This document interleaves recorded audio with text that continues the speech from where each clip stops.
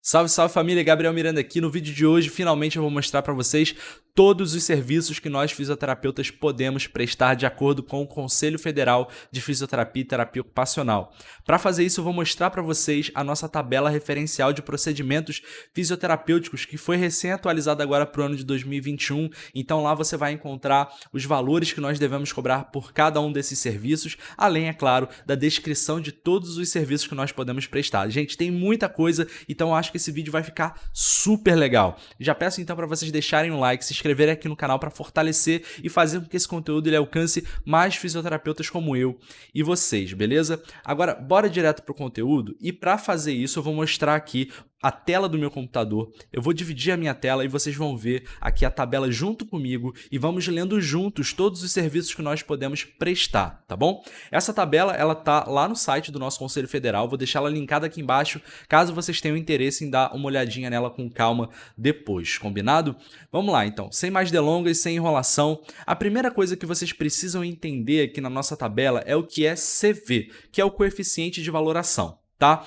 Essa é uma medida quantitativa estabelecida para representar o valor que deve ser atribuído para cada procedimento que nós fazemos, levando-se em consideração o tempo e, sobretudo, o conhecimento que precisou ser adquirido em defesa da qualidade e segurança dos fazeres nos procedimentos fisioterapêuticos. Então, tenham isso em mente, tá? Durante a tabela, conforme nós formos visitando ela, vocês vão ver que vai ter um númerozinho e o CV do lado. A gente multiplica esse númerozinho pelo CV, que atualmente é de no mínimo 65 centavos, para chegar ao valor que vocês vão ver que eles estão ali orientando que nós cobremos pelos nossos serviços. Agora bora para a tabela, que é o que realmente interessa. E de cara nós nos deparamos aqui com o capítulo 1 da nossa tabela, que é o capítulo que fala sobre as consultas fisioterapêuticas e exames funcionais. É importante falar para vocês que as consultas fisioterapêuticas aqui descritas, hospitalares, ambulatoriais e domiciliares, são consultas básicas, não diz respeito ao acompanhamento do paciente dentro de cada área de atuação específico. Não, não, não. Aqui é só uma consulta básica, sem área de atuação já definida, é só uma consulta, tá bom? E aí vocês podem perceber que nós temos aqui a descrição, né, o código ali do referencial, a descrição da consulta, como nós acabamos de falar. Do lado tem o referencial ali, o código do referencial vezes o CV, que é o nosso coeficiente de valoração e que nos faz chegar a um valor ali logo ao lado de R$ 97,50 para consulta hospitalar, R$ 97,50 para ambulatorial e também R$ 97,50 para consulta domiciliar. Combinado? Vamos então agora para a segunda parte do capítulo 1, que é a parte de exames funcionais.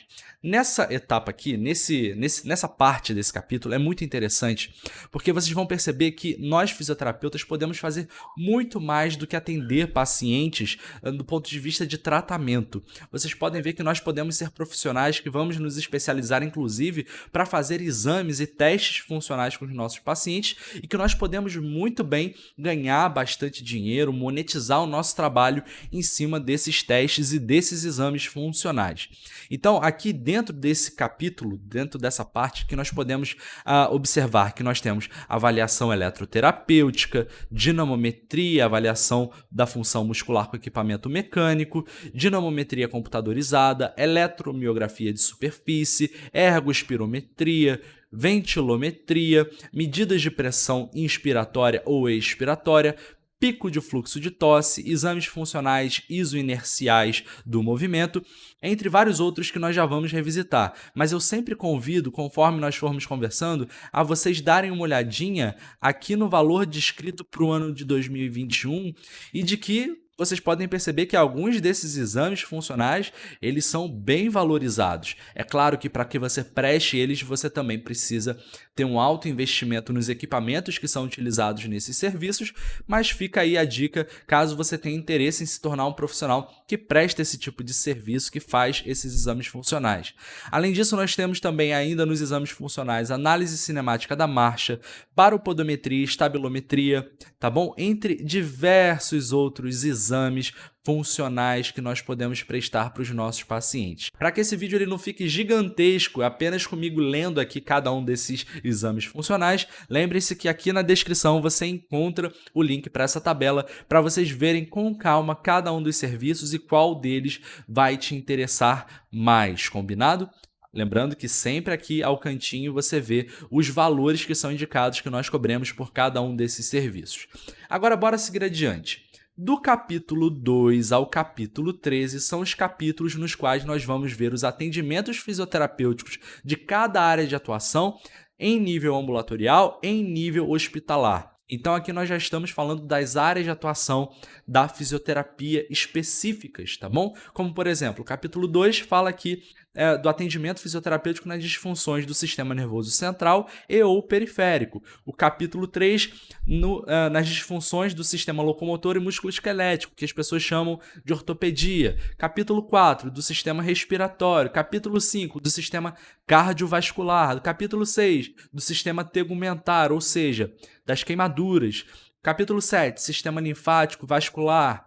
Capítulo 8, sistema endócrino metabólico. Capítulo 9, sistema reprodutor, genital, excretor, ou seja, a fisioterapia pélvica. Capítulo 10, na recuperação de tecidos de pós-operatórios e também no pré-operatório. Capítulo 11, na hemodiálise. Capítulo 12, na unidade de terapia intensiva e unidades críticas, como, por exemplo, as emergências, tá bom? No capítulo 13, nós temos aqui o atendimento ao paciente oncológico. E, por fim, chegamos ao capítulo 14, que é o capítulo que interessa a muita gente, que é o capítulo de atendimentos fisioterapêuticos domiciliares. E por que esse capítulo ele é tão interessante para nós? Simplesmente porque a fisioterapia domiciliar ela é uma das áreas de atuação da fisioterapia, uma das modalidades, na verdade, de atuação, que tem uma melhor remuneração, digamos assim, quando nós vamos botar uma proporção de tempo de atendimento pelo valor que nós devemos cobrar. Então é muito interessante, as barreiras de entrada para a fisioterapia domiciliar são baixas, você só tem que, óbvio, cada vez mais se especializar para que você possa honrar esse valor aqui que nos é orientado a cobrar pelos nossos serviços, tá bem? Então, nesse capítulo aqui, eu vou ler para vocês cada uma das áreas de atuação e quanto nós devemos cobrar, porque realmente é muito importante que vocês cobrem os valores adequados pelos seus serviços, combinado?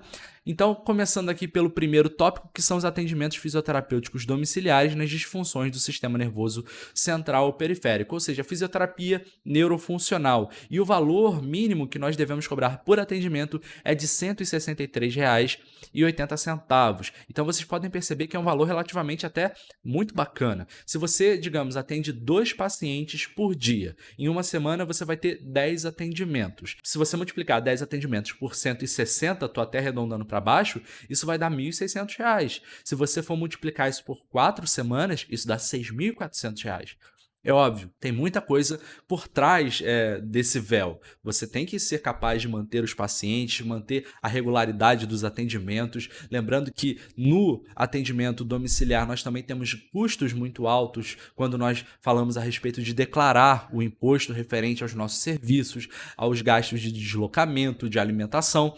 Então, é claro, eu falei aqui desse exemplo de 2 atendimentos por dia, no final de um mês você tirando 6.400, mas é óbvio que esse dinheiro ele não vem limpo dessa forma para você. Você tem muitos custos a serem também pensados, mas o que eu quero dizer com isso é que vocês podem sim ter uma excelente remuneração se dedicando ao atendimento domiciliar de fisioterapia, ok? Além disso, nós temos aqui as outras áreas de atuação que nós descrevemos anteriormente, sendo que todas elas aqui já recebem o mesmo valor orientado de R$ 136,50, seja para musculoesquelética, respiratória, cardiovascular, nas queimaduras, sistema linfático, recuperação de tecidos, no pré e pós-op, tá bom? Além do sistema endócrino metabólico e também aqui no sistema reprodutor, genital e excretor, ou seja, na fisioterapia pélvica, combinado?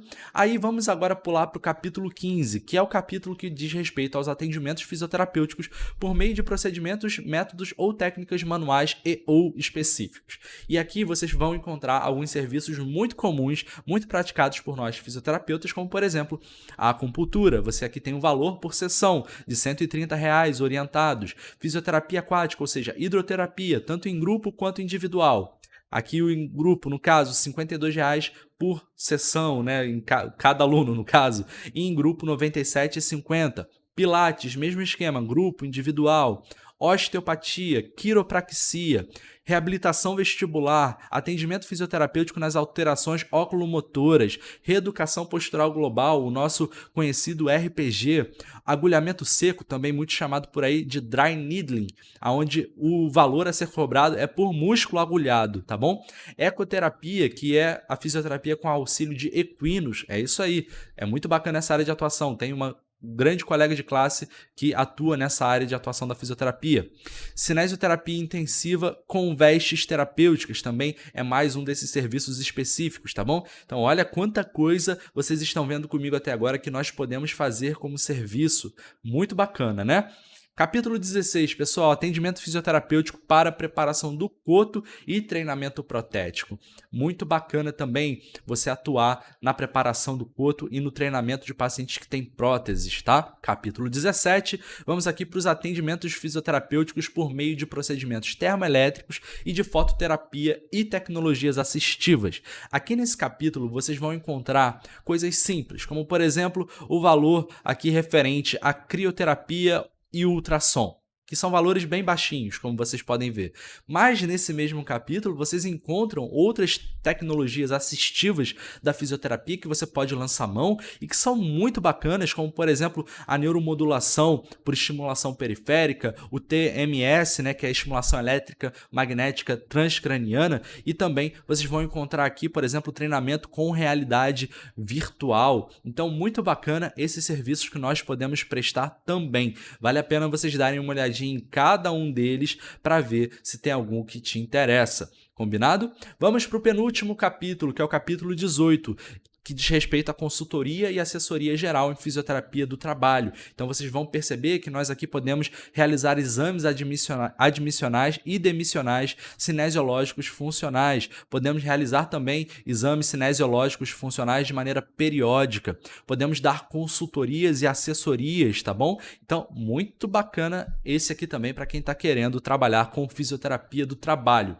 E por fim, nós chegamos aqui ao último capítulo, capítulo 19, que diz respeito ao atendimento fisioterapêutico na atenção primária, tá bom? Seja em grupo ou individual.